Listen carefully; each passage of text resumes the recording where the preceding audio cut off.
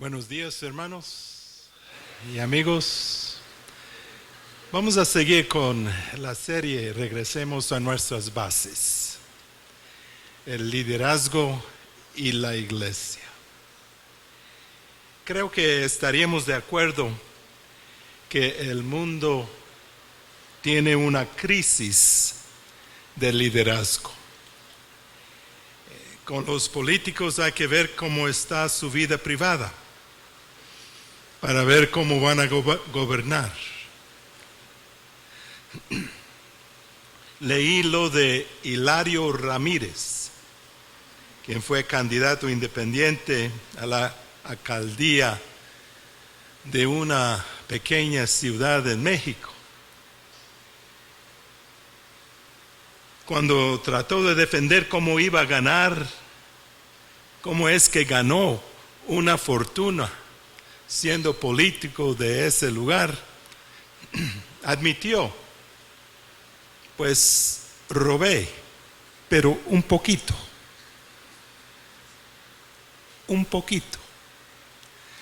Vaya que encontramos un político honesto, con ética, un poquito. La pobreza del liderazgo en el mundo político es cosa común y no nos sorprende. Pero cuando se ve en la iglesia de nuestro Señor, es una verdadera tragedia.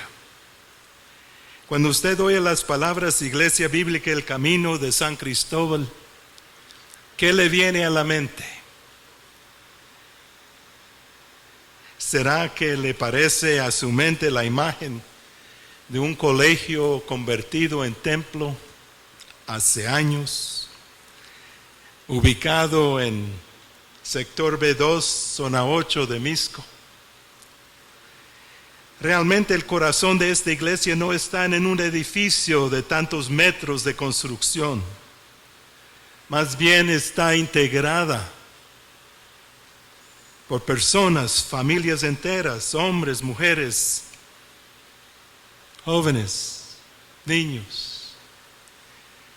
Así que la vida y la vitalidad de una iglesia depende no del edificio, sino de la gente que la compone. Y son los líderes, pastor, ancianos, diáconos, diaconisas, maestros,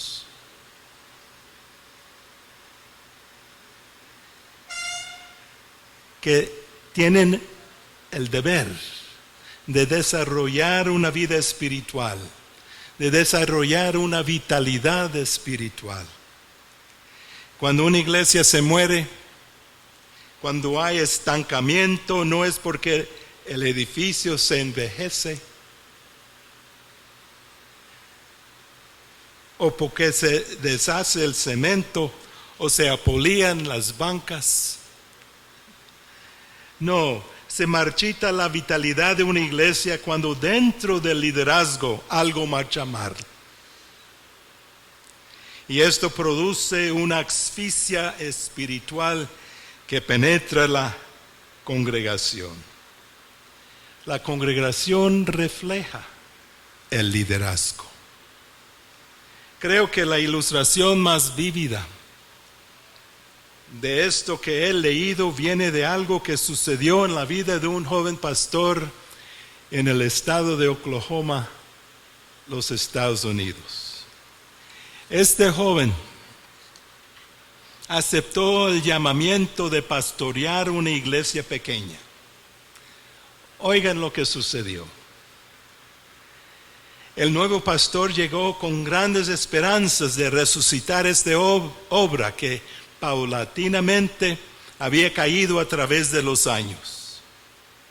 Una apatía espiritual sofocaba a los hermanos. Se mantenía una fachada de actividad religiosa, pero por dentro existía un gran vacío.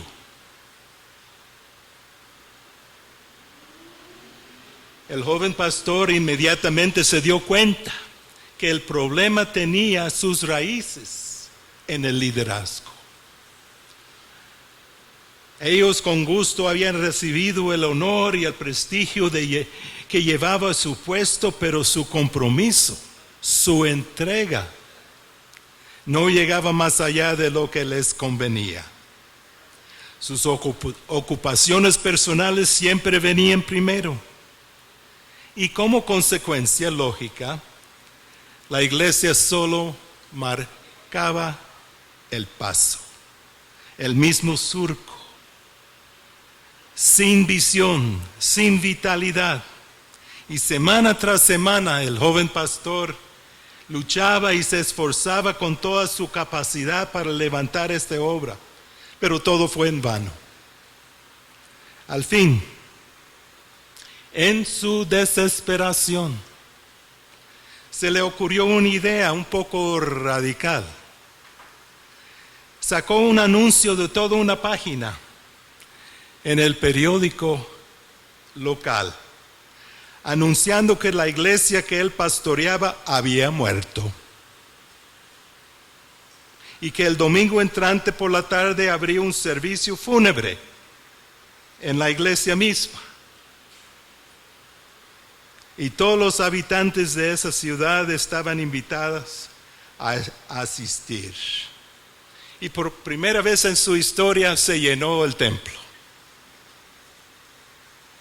Y los que no podían entrar miraban por las ventanas. Nadie quería perder ese espectáculo. Imagínense un servicio fúnebre por la muerte de una iglesia. Al llegar al templo fue un tremendo susto para todos observar que en frente del púlpito yacía un ataúd lleno de flores.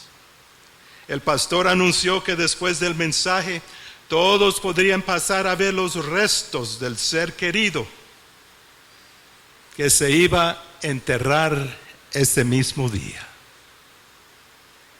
Al terminar las palabras alusivas, el pastor colocó a un lado los arreglos florales y abrió el ataúd. Nadie podía aguantar su curiosidad. Y uno por uno desfilaban enfrente del ataúd y al no más ver lo que estaba ahí, bajaron sus frentes con vergüenza y salieron tristes del templo. Porque dentro del ataúd el pastor había puesto un gran espejo. Y mientras que pasaban para ver el cadáver, la gente se miraba a sí misma. La iglesia fallecida. Y los que se sintieron más culpables, más avergonzados, fueron los líderes de esa congregación. Regresamos en el tiempo. Hace muchos años, durante el primer siglo del cristianismo, vivía otro pastor igualmente joven, quien también se enfrentaba con una situación delicada en su iglesia en cuanto al liderazgo. El joven Timoteo y su iglesia en Éfeso. Pablo el apóstol había dejado a Timoteo en Éfeso para ayudar a madurar espiritualmente a los cristianos de ese lugar, y él no solo se encontró frente a frente con hombres que querían ser líderes, sino que habían personas ya en puestos de autoridad que no calificaban espiritualmente. Fue una situación delicada. Timoteo, tímido, joven, enfermizo, necesitaba un criterio divino, una palabra segura para poder identificar y seleccionar correctamente los líderes para su iglesia. Pablo sabía lo crucial que es tener liderazgo sumamente calificado, y le respondió con una carta, la primera carta a Timoteo. Al fin Timoteo tenía en sus manos el perfil correcto de un líder espiritual. Y gracias a Dios que ese perfil está a nuestro alcance para dirigirnos el día de hoy. Buscan por favor el capítulo 3, 1 al 7. Capítulo 3, 1 al 7 de Primera de Timoteo. Esta es palabra fiel. Si alguno anhela ser obispo, o sea, ser líder, desea una buena obra, pero es necesario que el obispo sea irreprensible y tenga una sola esposa, que sea sobrio, prudente, decoroso, hospedador, apto para enseñar, no afecto al vino, ni pendenciero, ni codicioso de ganancias deshonestas, sino amable, apacible, no avaro, que gobierna bien su casa, que tenga a sus hijos en sujeción y con toda honestidad, pues el que no sabe gobernar a su propia casa, ¿cómo podrá cuidar de la iglesia de Dios? No debe ser un neófito, no sea que se envanezca y caiga en la condenación del diablo.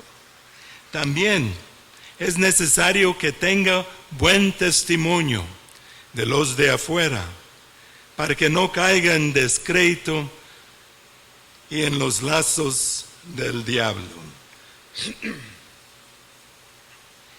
En estos 7 versículos encontramos las cualidades espirituales, los requisitos que Dios requiere de los dirigentes de una congregación. Y a través de los siglos, la iglesia ha regresado a este texto para encontrar una base sólida en la selección de sus líderes. Antes de ver de cerca la más importante de las cualidades del líder espiritual, quiero hacer unas observaciones generales. En primer lugar,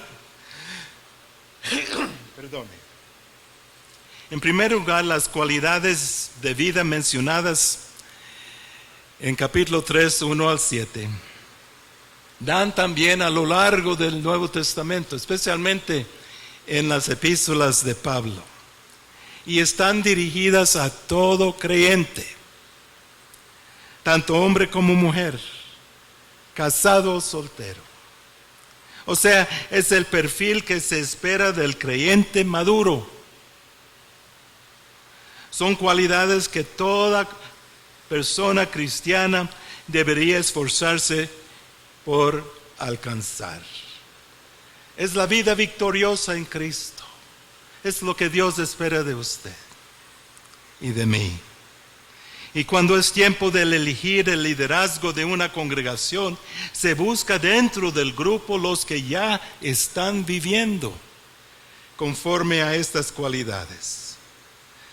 Por otro lado, esta lista parece tener aplicación primaria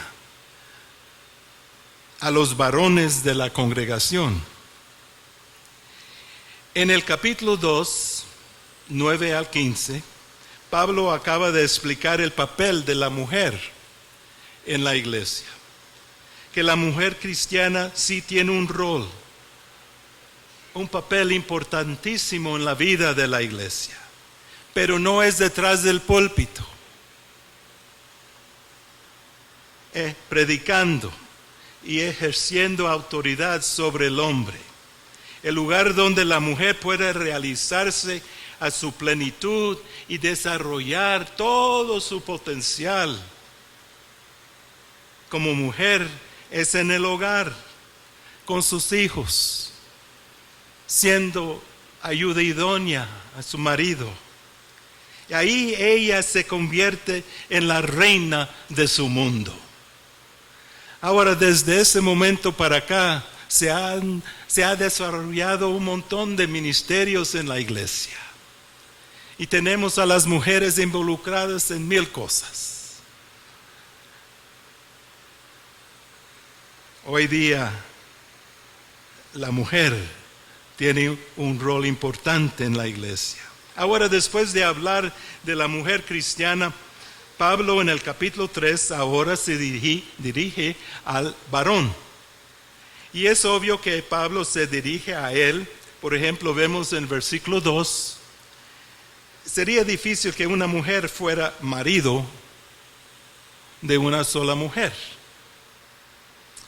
Y en versículo 4 leemos que gobierne bien su casa.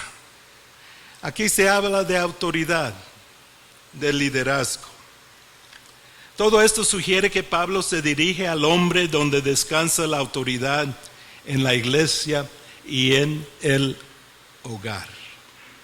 Y el versículo 2 empieza así: pero es necesario que el obispo, o sea el pastor, o sea el anciano, o sea diácono, diaconisa, maestro, sea irreprensible. Ahora, con el privilegio viene una tremenda responsabilidad. Y esa responsabilidad es haber desarrollado en su vida cristiana ciertas cualidades. Y la primera en la lista es irreprensible. Capítulo 3, versículo 2. Parece que esta cualidad hace un resumen de todos lo que vienen, porque irreprensible significa una persona que no se le puede agarrar en algo. Es irreprensible. Hace unos años nos visitó un hermano de Texas. De joven vivía en una finca donde había crianza de marrano. Me contó que una diversión común entre los cowboys, los trabajadores de esa finca, era de seleccionar a un marrano y cubrirlo con grasa. Una grasa muy aceitosa, por cierto, y luego soltaban ese pobre animal entre los que estaban ahí para el concurso. Y hasta en estas alturas el animal estaba histérico. El primero que lograba agarrar al marrano y sostenerlo podía llevárselo a casa. Lechón. Un gran asado. Qué rico. Mi amigo me dijo que fue casi imposible atraparlo. No había cómo agarrar a ese animal por la grasa que le cubría. Así es la persona irreprensible. No estoy llamándole marrano. Le estoy llamando irreprensible. Es imposible agarrarlo en algo indebido. O sea, no existe ninguna base para una acusación en su contra. En cuanto a su vida personal, sus finanzas, sus relaciones interpersonales, es intachable. Su vida no está expuesta a la censura. Y aclaro de una vez que una persona irreprensible no es una persona perfecta. Si fuera así, nadie calificaría. Pero es un individuo que cuando peca, cuando comete una ofensa, un error, inmediatamente corrige la situación. A finalizar el día hace corte de caja con Dios. No deja cabos sueltos.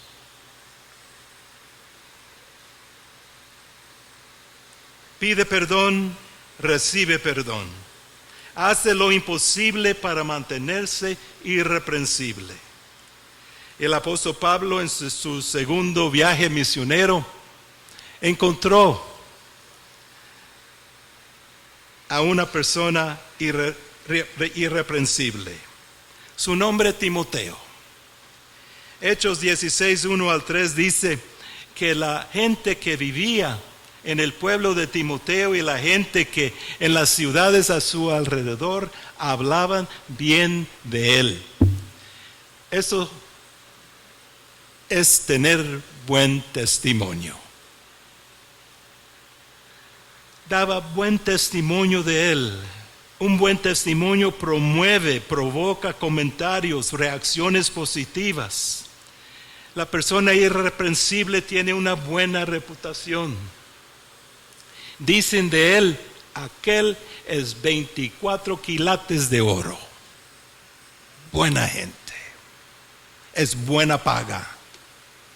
Buena gente. Hermanos, ¿qué dice la gente en cuanto a su persona? ¿Qué comentarios hacen los de su casa? ¿Qué dicen sus vecinos, sus parientes? ¿Qué dice esa persona tan especial que está en su casa? En muchos casos, los 24 horas al día y le sirve. La sirvienta, que lo sabe todo y lo ve todo. Y lo archiva todo. Y lo comenta todo. ¿Qué dice esa persona en cuanto a usted? Termino contándoles del caso de Eduardo Rink. ¿Han oído de él? No lo creo porque este hermano era el conserje de una iglesia grande en Tampa, Florida. Los miembros de esta iglesia sí conocían a don Eduardo. Le estimaban y lo respetaban tanto que en un momento eligieron a Ed Rink, el conserje, para formar parte del parte del cuerpo de ancianos. Este hermano humilde que trabajaba con sus manos, sin ser político, sin tener títulos académicos, sin tener una mayor cantidad de dinero, sin tener un pasado tradicional pastoral, había ganado la simpatía y el respeto de toda la iglesia. Don Eduardo había desarrollado en su vida la cualidad de la que vimos esta mañana. Cómo amaba al Señor. Era un gusto estar con Él. Su entrega, su compromiso a su iglesia era fenomenal. Y muchos dependían de sus consejos por su discernimiento bíblico. Cada iglesia debe tener una media docena de don Eduardos. Don Eduardo ya pasó a la gloria. Algún día lo van a conocer. Esta mañana no tenemos un ataúd ante nosotros. Gracias a Dios que no hay un cadáver presente. Nuestra iglesia todavía tiene algo de vitalidad. Pero pregunto, ¿qué refleja el espejo cuando usted mire en ello? Sospecho porque conozco mi propio corazón que para algunos de nosotros nos toca arrepentirnos. Pedir perdón con la ayuda del Señor y hacer el esfuerzo de desarrollar esta cualidad en nuestras vidas. Les dejo con una pregunta. ¿Prefiere usted ser conocido por su buena reputación o por su carácter sobresaliente? Aunque la reputación y el carácter se utilizan a menudo como términos intercambiables, sus significados son muy diferentes. Su reputación es lo que los demás piensan de usted. Y usted puede engañar a medio mundo.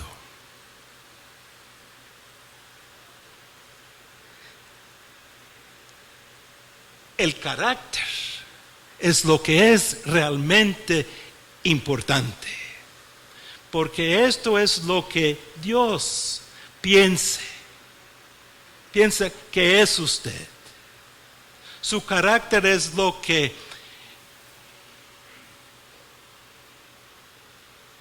usted piensa en esos momentos de quietud, a solas en la noche, cuando ahí está acostado en su cama. Su carácter, ¿cómo es? Seamos irreprensibles, seamos buenos líderes, en el hogar, en el trabajo, en la calle, allá en la universidad y aquí en la congregación. Oremos.